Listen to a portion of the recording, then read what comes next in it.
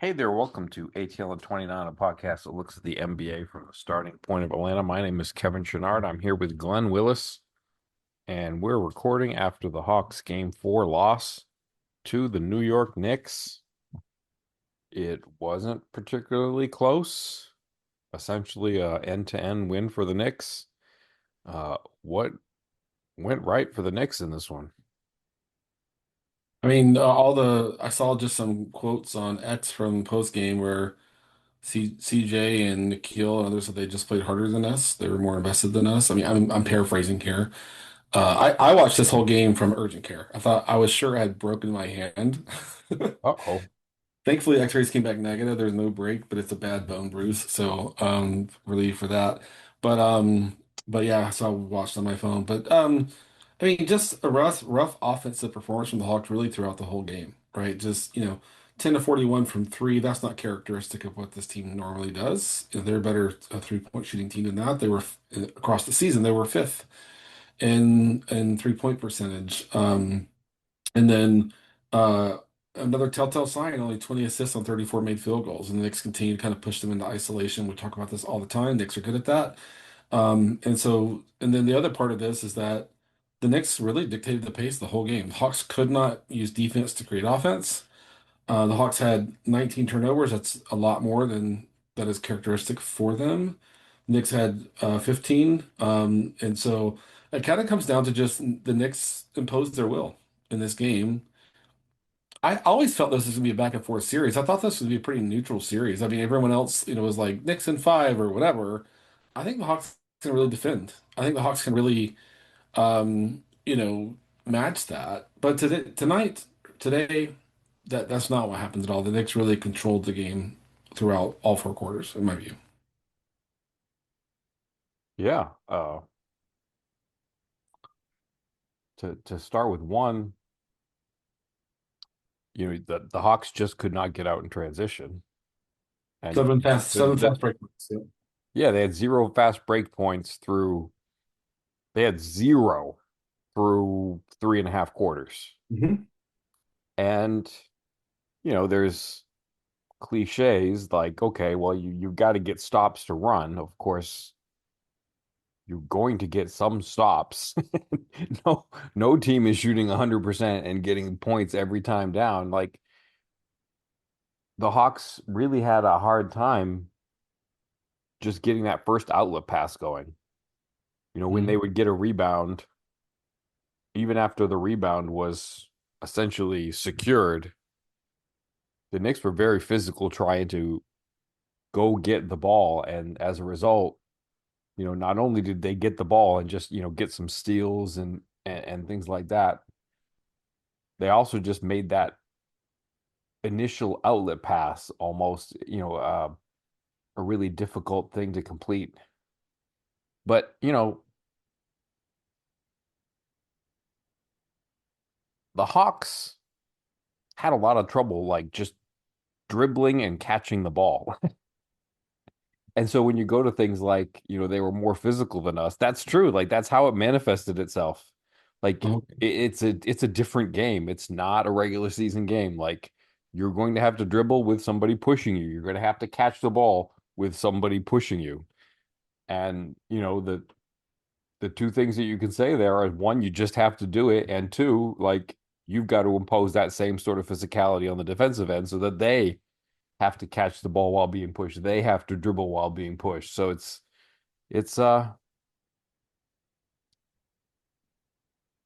it does feel in a lot of ways like a physicality thing, but at the same time, the have lost some of their advantages. Um, I think one is the Hawks don't have an answer for the Knicks trying to hide Brunson on Dyson Daniels, right? They Yeah. were trying to do different things earlier in the series where it was cat guarding Daniels and being sort of a help defender and, Brunson somewhere else. Now it's just Brunson on Daniels and they can't take advantage of that. Like they're not using the fact that he's a bad defender as well. What would you think that the Hawks might be able to do to change that as if they try to tweak some things going forward? Yeah, it was interesting watching the game. Again, I watched it on my phone, so but like Dyson screened a lot less in this game, and that was interesting to me. I'm not sure if that was intentional or not, but Dyson's, you know, non-center department, their best screener, in the half court. And so it's just interesting to me that they didn't really kind of go in that direction. And the Knicks, I think, made that choice to kind of they hit Brunson a lot better in this game than they did games one through three. They hit him a lot better in this game.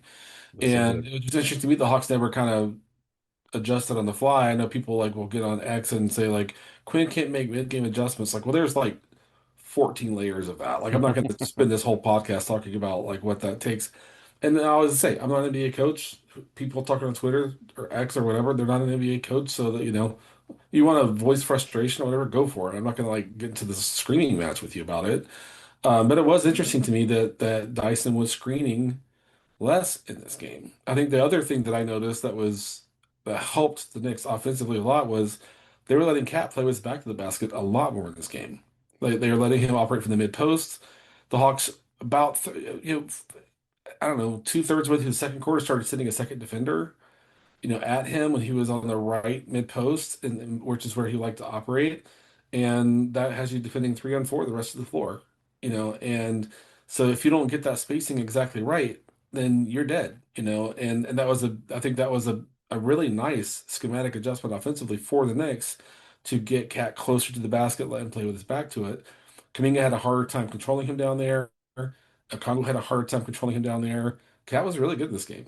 And so I think the Hawks have to go back and look at how do we defend that differently in game five if we continue to see that? Because what worked tonight, or what they were trying to do tonight, didn't work. When Cat is facing, I think the Knicks have realized when Cat's facing up against a Kongwu or Kaminga or whoever, Moget in more limited examples, he just has a hard time putting the ball on the floor and kind of getting to his spot. But when he has his back to the basket, he's closer to the basket.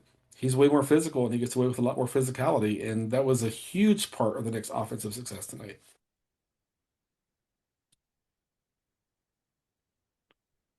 I also thought that when Cat was at the 3-point line, at the angle, at the elbow, if you will, the elbow extended up to the 3-point line. Number one, like in a game where there was just lots of physicality all over the place, when the Hawks tried to be physical with him on the catch out there, it was super protected. Yeah. It's like, well, okay, yeah, that's a foul if we go read the instructions in the rule book, but for everybody else is trying to catch a basketball, that has been allowed the whole game. So they were letting him, the referees were letting him catch there, even as the Hawks tried to be real physical with him. But then when he was getting that catch, they were using Jalen Brunson as a back screener on the baseline with OG going to the hoop and Brunson going out to the 3-point corner. And Yep. the Hawks did not know what to do with that. Like they just what's going to be the adjustment for the Hawks to deal with that kind of action because Cat was very successful as a passer in those alignments. I mean, it starts with communication and then number two is connectivity. Like s- the top priority is to protect the rim and to not let the back cutter get to the rim. That's priority number one. But if there's any hesitation where, say, both defenders are staying rim side and OG is getting to the corner, you're dead. You're absolutely dead, right? So they have to go back and look at that. That was also a new wrinkle that we saw tonight that we didn't see as much, right? In games one through three. And so, but OG, you let him get to that corner and you're 3 steps away from him, you're done. He's like half 50% of the time or whatever, he's gonna make that shot. So yeah, you do have to prioritize the rim, but the comms have to be seamless. It has to be clear. Like I'm here, you get out there. I mean, you got to talk. You got to talk and communicate and stay connected. And there was too many times just like even just a half a second burns you. And against an NBA team like the Knicks, right? It's just going to burn you. And that's what happened in this game. But yeah, you have to prioritize rim side, but you got like a quarter of a second to like get that clear on who's staying rim side, who's going to the corner to close out on OG or whoever the shooter is out there, Deuce or whoever. And that was a little bit messy tonight.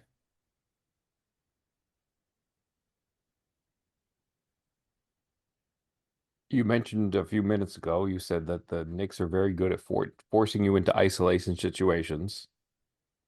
For the Hawks, like CJ McCollum has been good at creating points late in the shot clock when an ISO was kind of all you're going to get.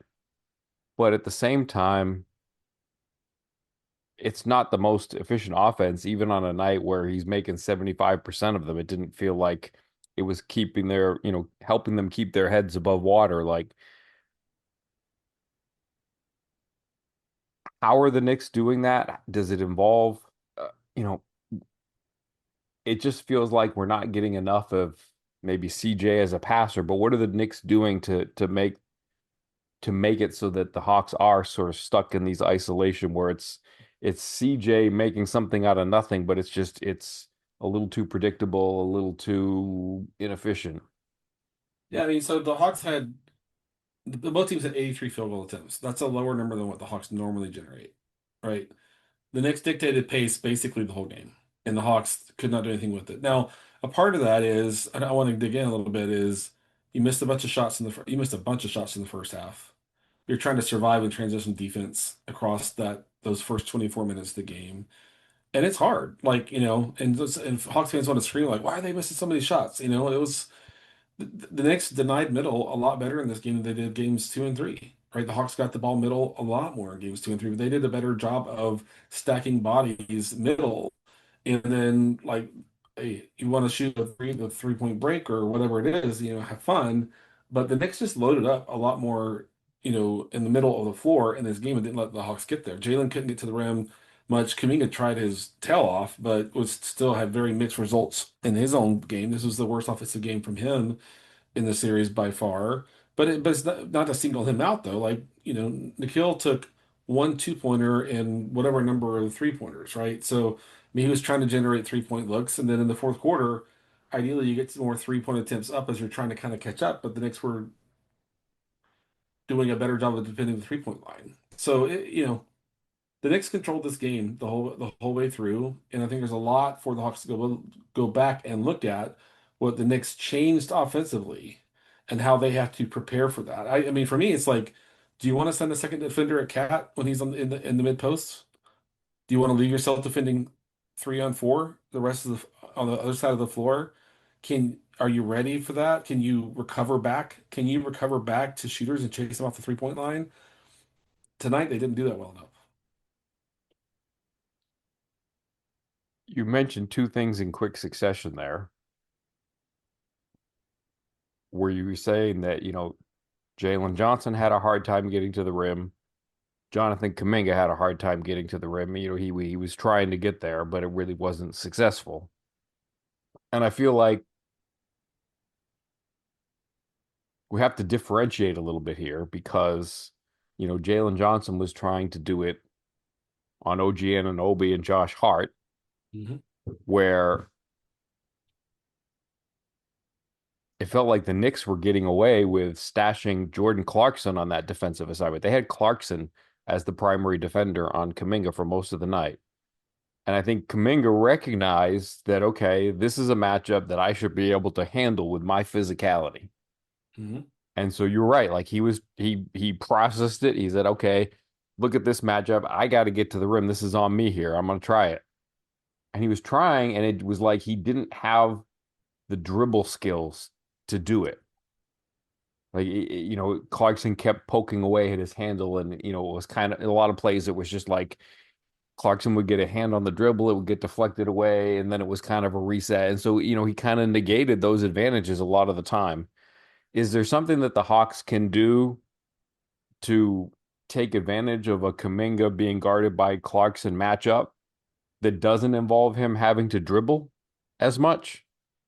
Yeah, I think that's a smart observation. I think part of it, and we saw less of tonight, was like short rolling Jalen, short rolling Kaminga. Like using a screen that's not right in the middle of the floor, right at the top of the 3 point line. Not right at the top of the circle, and kind of creating a lane to kind of create that short roll opportunity. In game three, they rode that a lot in game three, like a lot in game three. And it looks like the Knicks came back with a plan for it tonight, and the Hawks had a hard time getting a short roller to the nail. But so I think the Hawks have to go to look at what were they doing differently that prevented us from short rolling to the nail in this game. It was hard, but like Clarkson is. I mean, he's a way better defender he was like his first 5 years in the league or whatever we want to say. Like he fights. He Mhm. absolutely fights. And he was physical and all the Knicks lean into that. So and Kuminga was really taking a wider angle to the rim with a narrower opportunity to get the ball to the rim because of that. So how do you get him to be able to force himself middle and kind of get in front of the rim? And if he collapses three defenders, is he a good enough passer to kick it to somebody in the corner? Is he a good ball handler to kind of get where he wants to go? I mean, yes, maybe, maybe, but that's to me like the short roll is what the Knicks took away tonight. That really caused the Hawks to have longer offense possessions than they have court, and I think and that's not where the Hawks want to be. The Hawks want to attack early. In the first half, they were doing a decent job of turning defense into offense, but the Knicks were more secure with the ball than the Hawks. I mean, they still had their fair share of turnovers. But a lot of them were dead ball turnovers. The Hawks had a lot of live ball turnovers tonight, and that fed the Knicks transition offense and made it impossible for the Hawks to get back and match up in a way that is sets them up for success. So when you say I have to, yeah, I know you watch it on a phone, and I've watched it without the advantage of like any replays, and I haven't had a chance to watch the game again yet. So I'm interested to see what the spacing was. But when you say that the Knicks are taking away the short roll, does hmm that mean that they're pulling somebody up the floor to get into the middle of the floor? And is that opening up anything along the baselines behind it? Like, is the help coming forward? Yeah, so if you go back and watch David Lee's interview with Nikhil, and it's posted now, it was on FanView, I think the app is called, but it's on his X timeline now. Nikhil basically said they're loading up the floor. They're loading up the floor. And they weren't as clean in the execution in game three because the Hawks did get short rollers to the nail in game three, right? But tonight they were much more proactive and they were putting bodies up a little higher on the floor to take that space away. And so I think that Quinn and his staff have to do with the players is go back in the video and say, what are our opportunities to counterattack this when they're pushing bodies up the floor? Do you put a shooter in both corners, have a shorter short roll? You know, Jalen's the best short roll. Jalen and Yak are the two best short rollers on the team by far. Dyson's right there with them too. You know, but do you bury two shooters in the corner and then and as soon as us two bodies are in front of that short roller, stopping early enough and getting that kick to the corner, that's what I would do. That's what I would do is I would want to bury two shooters in the corner and attack that. So, but that never really manifested tonight, in that sense. So, I mean people have been saying, like, if you go, I don't know, it's been hilarious to go on Instagram and see all these Knicks fans posting videos of them watching the game three and like losing their minds. I'm like these people need some medication or something. It's like it's crazy, crazy. I guess they're doing it for I don't know, Theatrics.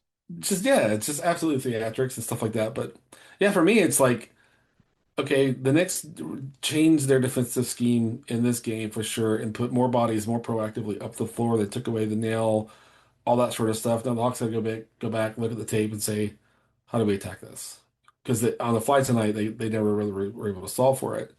Um, and like I said a few minutes ago, I always thought this would be a back and forth series. I think the series is going 7 games. I absolutely think the series is going 7 games. I think the Hawks and Knicks split the next two. I think that's probably the most likely result. And then there's a game seven in the Garden, which is going to be really, really, really hard for the Hawks. Interesting.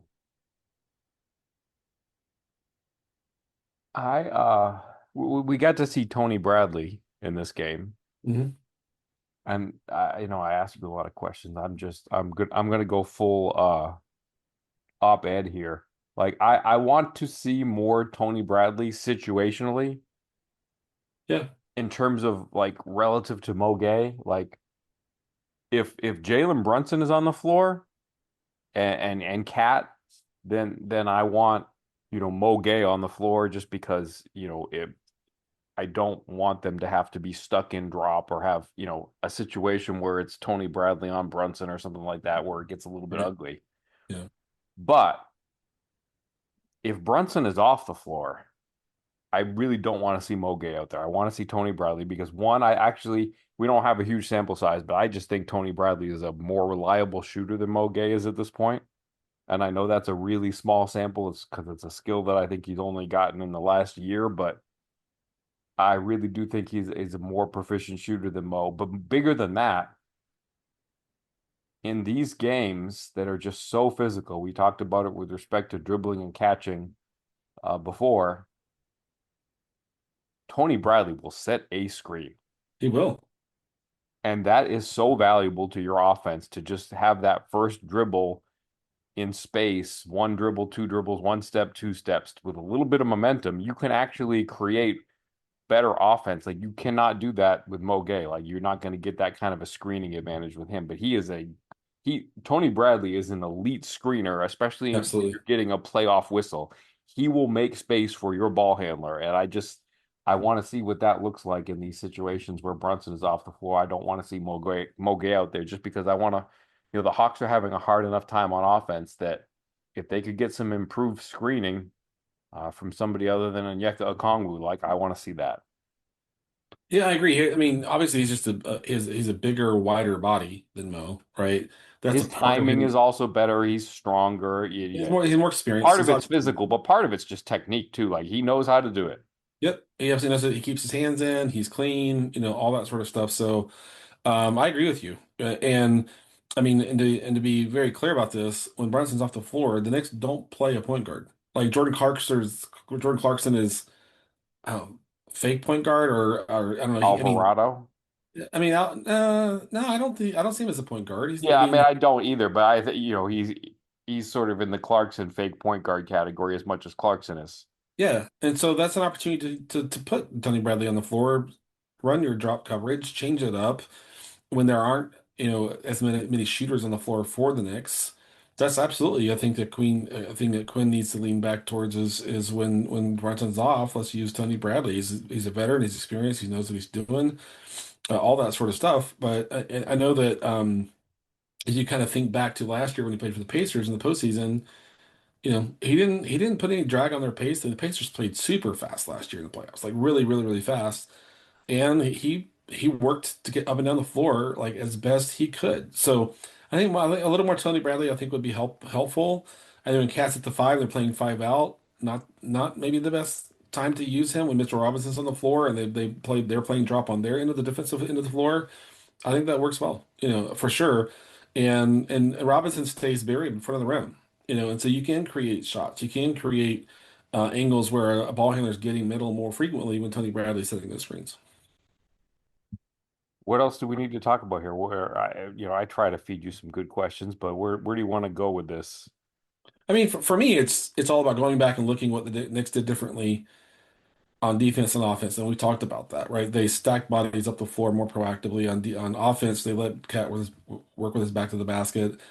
Josh Hart had the best game of the series for him after doing absolutely he and Bridges did nothing in game three, and he bounced back with a good game. Alvarado felt like all of his threes, and maybe he missed one that I don't remember, but because I was if I was having an X-ray done or whatever was going on when I was trying to kind of follow the game and all that sort of stuff. But I mean, the Knicks came out with a better plan, better execution. They're a more veteran team. The Hawks are young. I want to remind people the Hawks are a young team. This is the first time this team in this iteration is going through a real playoff battle like this. And it's 2-2. They're fine. I still absolutely think this is going 7 games. And I think a game seven in the Garden would be a lot of pressure for the Hawks. But every game they can play in this playoffs is giving them a million feedback loops that have immense value, like tremendous value. Jalen's going to learn a lot. I know people were frustrated with Jalen tonight. This is his fourth game in his whole career starting a playoff game, against a team that's really game planning well defensively. They have given out a much better game plan tonight. And so I want Hawks fans just to be more open-minded about that. I prioritize feedback loops over the result of the series. And I know fans get invested in the outcome of the game, the outcome of the series, and that's natural and that's obvious, and people want to see this team be successful. They played great in games two and three. They played awesome in games two and three. That will come back for at least one more game, and I think this is going 7 games. And I think a game seven is going to be just a bunch of tension and pressure for both teams. And whatever the outcome of game seven might be, if it does go seven, is going to be very helpful for the Hawks to have really learn and grow. And like I said, I think the most important thing for a young team is the volume of feedback loops, and that's what this team needs. This team needs to play a seventh game and have as much of that as they can, in my opinion. Okay, well let's tie that in here.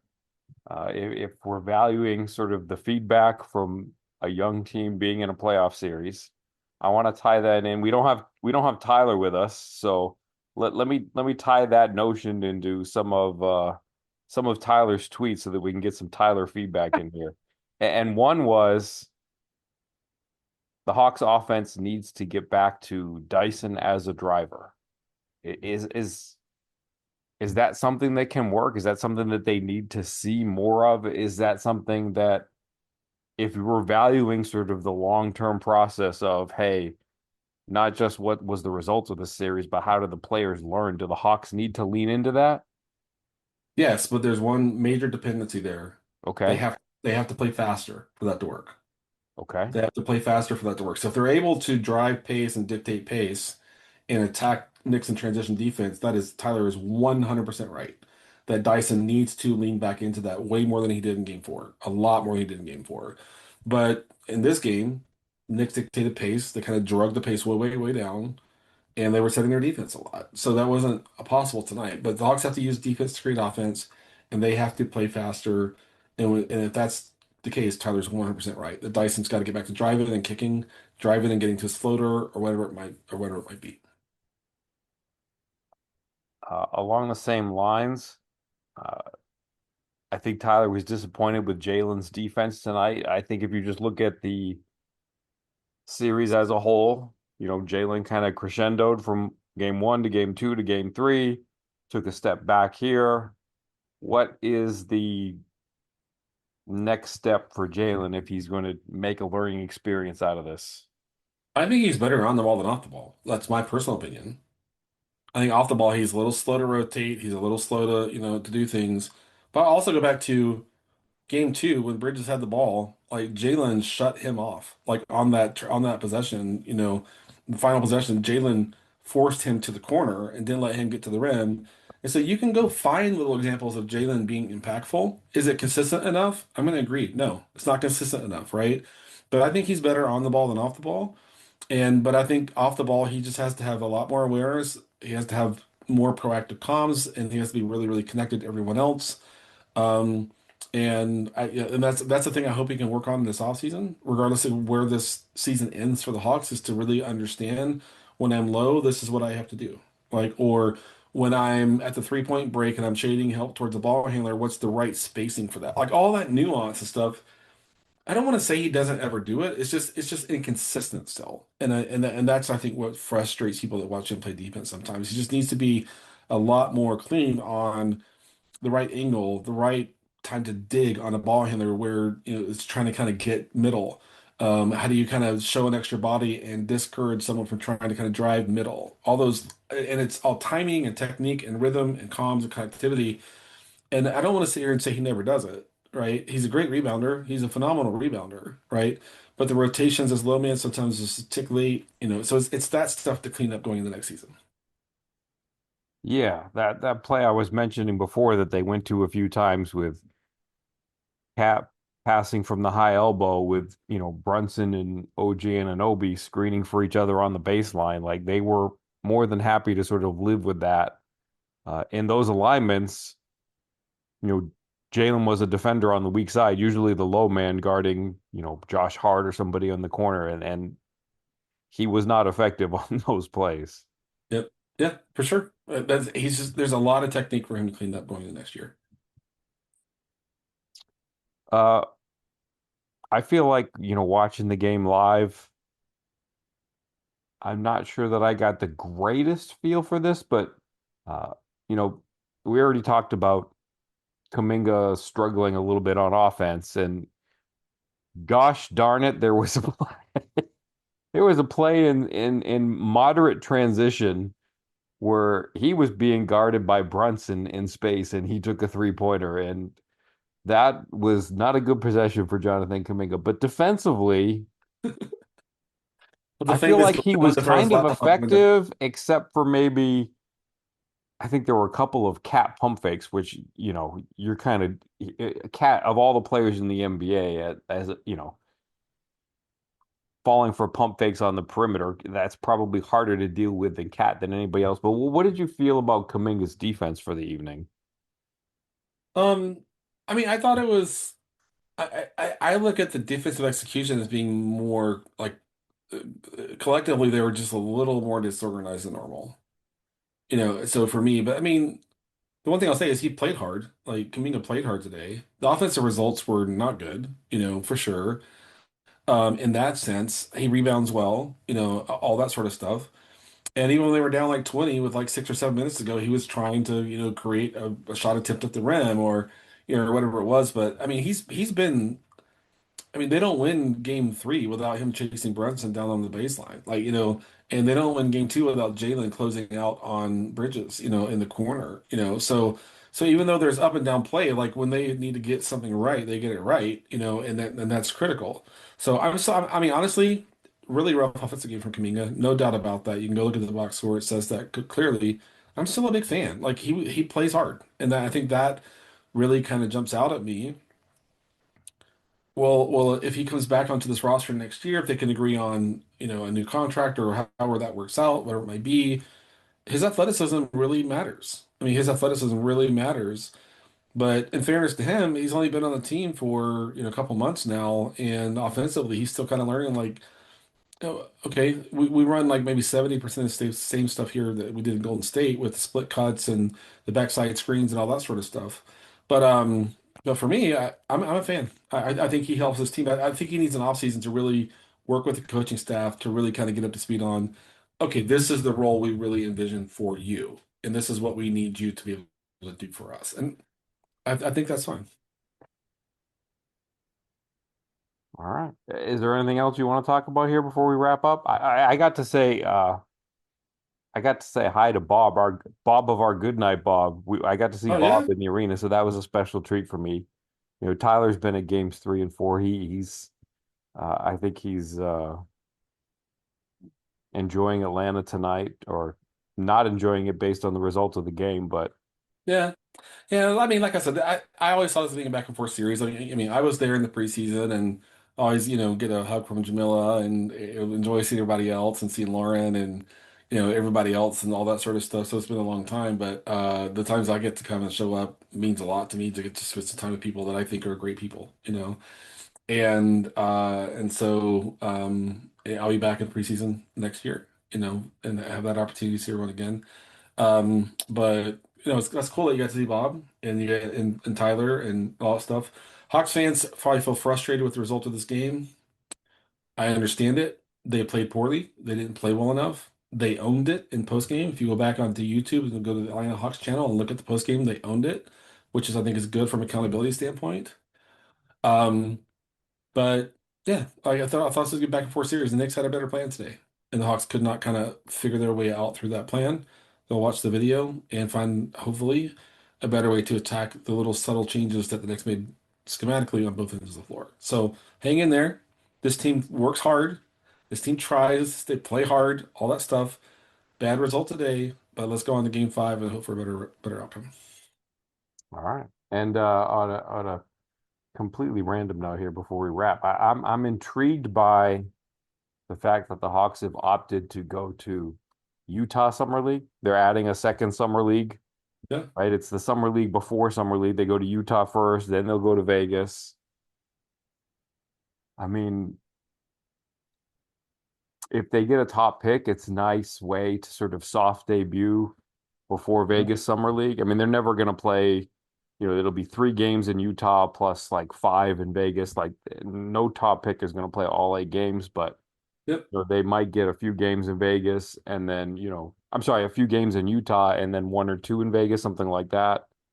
But it like, kind of takes them out of the spotlight a little bit and gets them a soft debut. I think, you know, do they send Zachary Rizashe? Like, I think that's a good opportunity for him. Like, he can get summer reps. It's not under the Vegas specter of, oh, why is this number 1 pick, doing summer league in his third season? They can just do it in Utah, it'll kind of fly under the radar. Like maybe I know that the Hawks desperately want to have Breeze Shea in Atlanta this summer. Yep, But if he is, like, I think that's an opportunity. Like maybe that's part of the reason why they did this. I'll be intrigued to see, does Zach play summer league at all? And if so, is it, you know, a couple of games in Utah before the rest of the team goes to Vegas or something like that? I don't know. Because, what does he have to work on? Well, he has to get stronger. That's probably more important than anything. yep, But as a secondary thing, he's got to get better at dribbling and passing and being for on the sure. ball. And Yep. that's a scenario where you could do that with no risk. Yeah, agreed. That's a good place for it. Like in Vegas, I mean, you're talking about that, so they're probably going to play about 8 games across the two. If that, I Yeah, think that feels about right. yeah, I don't know if they stick a playoff game. Maybe you could play an extra or something if you Yeah, make the playoffs. But yeah, probably 8 or 9 total. Three yeah, in Utah for sure. yeah. And Utah's a good place for that. And then there's the teams that are going to Utah. They're serious teams. I remember OKC is there. Is it Memphis is the other one? It was teams with good young talent, but I'm not sure which ones Yeah, now. no, I remember seeing OKC, but I can't remember the other two. But I thought Memphis might be one. But Okay. I guess Utah's the host, so Utah's that's one, yeah. yeah, Definitely Utah. yeah, yeah. So yeah, I think that's a fair plan. All right. So, a couple of games off, or sorry, a couple of days off. That's good for, CJ McCollum, the older guys to reload, and then Tuesday night, game five. Game I five, yeah, game five should be. Hopefully, the Hawks come back with a better plan, and we see another close competitive game, and hopefully the Hawks can find a way to win it. All right. Well then, good night, Bob. Good night, Bob.